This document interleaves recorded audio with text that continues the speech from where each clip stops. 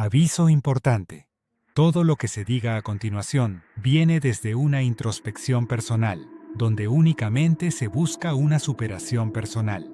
Ninguno de los videos del canal tiene el objetivo de ofender a nadie, pero se tocan temas delicados. Por lo tanto, si eres una persona sensible, te pido discreción o abstenerte de verlos. Gracias. El defecto de carácter del rencor y resentimiento, ese sentir que es el trampolín hacia la venganza, cosa que no vale la pena. Ya lo dijo don Ramón. La venganza nunca es buena, mata el alma y la envenena. Frase que está en lo cierto, porque si desde un principio te permitiste sentirte de esta manera, estás derrotado. Sin mencionar que el único afectado es quien está sintiendo la rabia, nunca hacia quien va dirigida. La mayoría de las veces quien provocó la ira está muy tranquila divirtiéndose.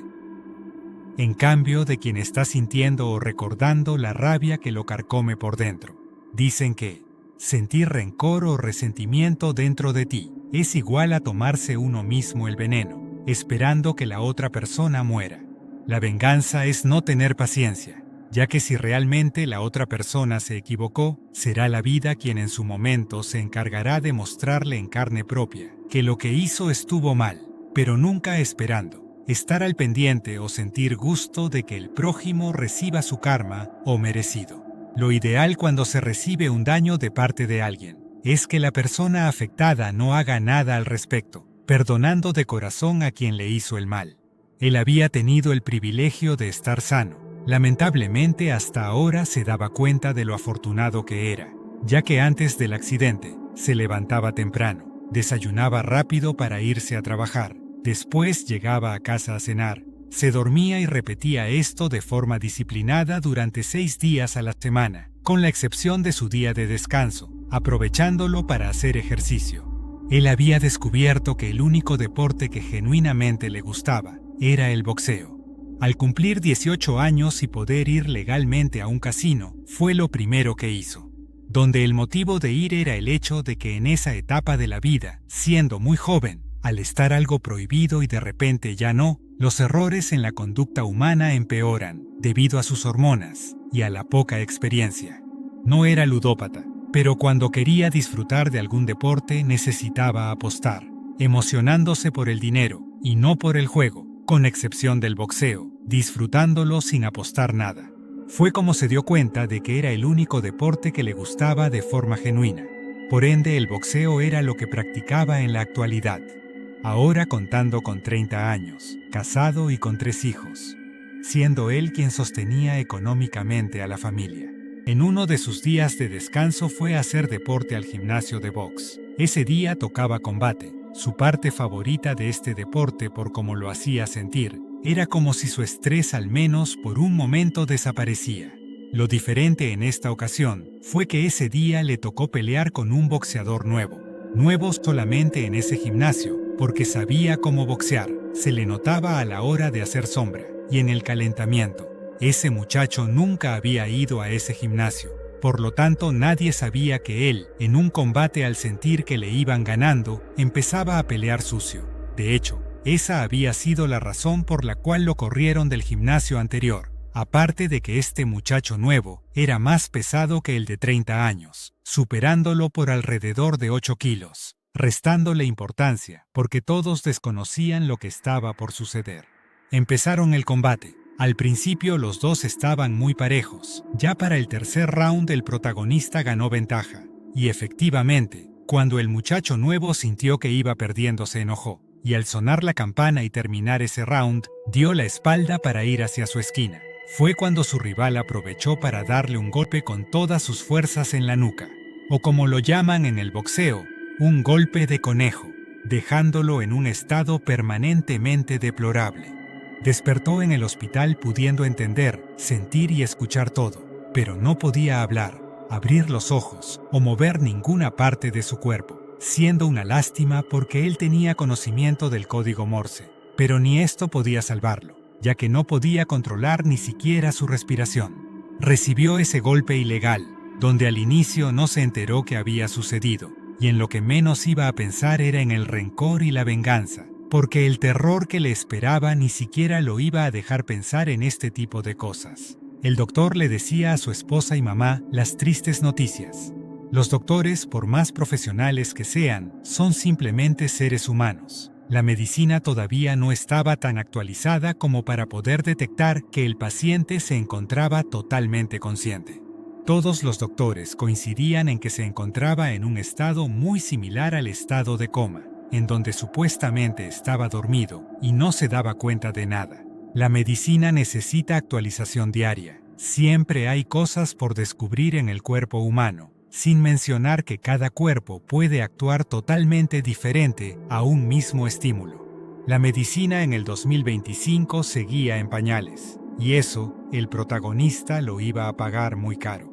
En su mente ahora existía un infierno, porque no podía avisar nada a nadie, y así seguiría por lo que le restara de vida, debido a que él mismo escuchó cuando su familia tomó la decisión de no desconectarlo, sino dejarlo dormido y descansando, argumentando que desconectarlo era igual a matarlo. Sus creencias no se los permitieron. Lleno de angustia y miedo, en todo momento imploraba a Dios para que llegara su muerte lo más pronto posible. Le rogaba a Dios muy confundido, con muchísimo miedo y paranoia. Por favor, Padre, ayúdame. Estoy en una terrible pesadilla y no me puedo despertar. Los presos en solitario en cárceles extranjeras de máxima seguridad, a donde van los terroristas, asesinos seriales, depredadores sexuales, etc. Esos lugares son el infierno en la tierra, pero eran suaves comparados con la cárcel en la que él se encontraba. Su cárcel era su cuerpo, con los ojos cerrados, siempre a obscuras.